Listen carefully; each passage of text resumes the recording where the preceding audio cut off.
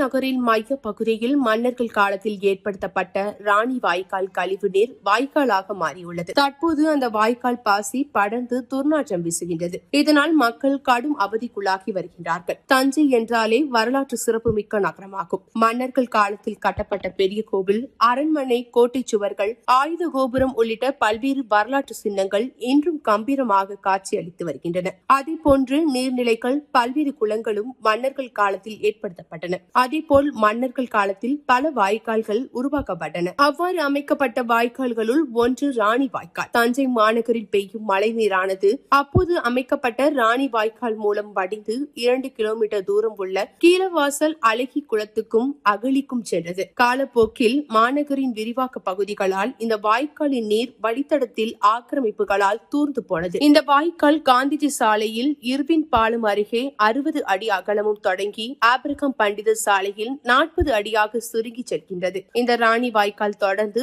ஆக்கிரமிக்கப்பட்டு வீடுகள், வணிக நிறுவனங்கள் கட்டப்பட்டுள்ளன. இதனால் அந்த வாய்க்கால்களை தெரியாத அளவுக்கு இருக்கின்றது. நீர்நிலை ஆக்கிரமிப்புகளை எவ்வித தயவுமின்றி அகற்ற வேண்டும் என பல்வேறு கட்சியினர், சமூக நல அமைப்பினர் தொடர்ந்து வலியுறுத்தி வந்தனர். மேலும் இது தொடர்பாக பல்வேறு போராட்டங்களும் நடைபெற்றன. இந்த நிலையில் நீர்நிலைகளை ஆக்கிரமித்து கட்டப்பட்டுள்ள கட்டிடங்களை அகற்றி நீர்நிலைகளை மீட்க வேண்டும் என கோர்ட் உத்தரவு பிறப்பித்தது. அதன்படி மாநகராட்சி அதிகாரிகள் ஆய்வு செய்து ராணி வாய்க்காலை பல ஆண்டுகளுக்கு பிறகு கண்டுபிடித்து அதில் ஆக்கிரமித்து கட்டப்பட்டுள்ள கட்டிடங்களை அகற்ற முடிவு செய்தனர். கட்டிடங்களை அகற்றி இந்த வாய்க்காலை ஆக்கிரமித்து கட்டப்பட்டுள்ள கடைகள், ஓட்டல், மாடி வீடு, கூரை வீடு, ஓட்டு வீடு என 23 கட்டிடங்களை இடித்து அப்புறப்படுத்தப்பட்டன. மேலும் ஆக்கிரமிப்புகள் அகற்றப்பட்ட பின்னர் ராணி வாய்க்கால் சீரமைக்கப்படும் எனவும் தெரிவிக்கப்பட்டது.